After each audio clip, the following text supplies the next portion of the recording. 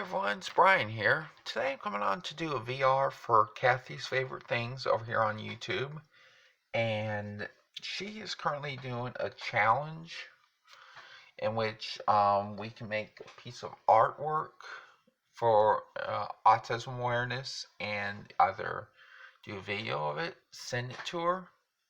It's not send to her physically, but send her an email of the picture. You don't have to send her anything on this one. Or you could go ahead and share her video that she did on this on social media, which would be Facebook, Instagram, Twitter, stuff like that. Or you could just do a VR and share your experience with autism. I don't know if y'all know this or not. Some of y'all may know this, some of y'all may not, but I am on the autism spectrum myself. I was diagnosed back in 2008, and we had suspected for years before then that, yeah, I probably do have autism. But back when I was diagnosed with autism spectrum disorder, I actually had what they called Asperger syndrome, which was a, a type of autism back at the time.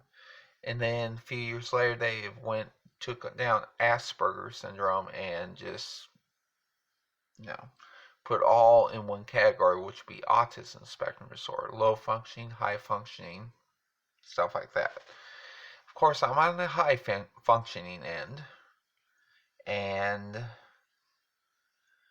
it it was a struggle back in the day, when I was in school, not figuring out, not knowing what was going on, what was causing my quirkiness and everything. But tell you what, it was a relief to know when I was diagnosed with autism that is what it was, because we had no clue back in the day when I was in school, because back then we didn't know anything about autism or Asperger's or anything like that, because it was very little known back then.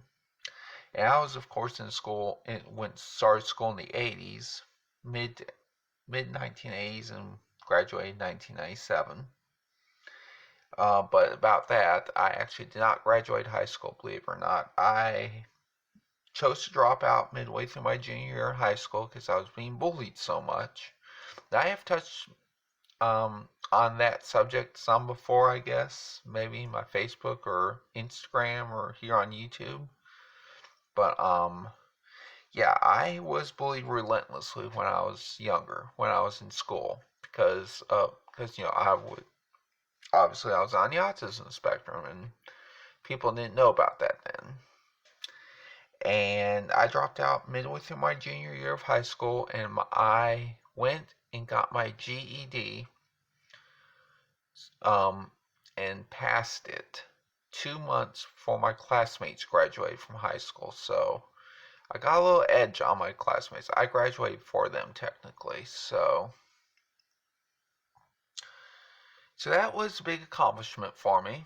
And then, after that, we're still trying to figure out what's causing all of what makes me me. And finally, back in about 2003, my mom found some stuff on autism. And before that, actually, I have a younger half brother that was born in 1993. And I believe it was maybe like around age 3 or so, he was diagnosed with autism. And they said he would never speak. He was going to be nonverbal, because he was at that point pretty much nonverbal. So at that point, we were starting to think, well, maybe I may have autism, even though I speak and everything. But it wasn't really until 2003 when my stepmom, really started looking into this. And it took a few years to be able to be tested for this, but it was a relief to know what was going on. So, back to my half brother. I did video with him I did a video on him and my family in California last year for World Autism Awareness Day. And this video was supposed to be done on Autism Awareness Day, but I wasn't feeling that well, so I didn't do that. But now my brother is actually a public speaker.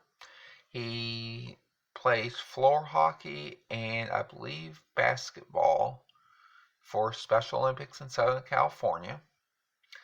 And he's a global ambassador for the Special Olympics from Southern California, of course.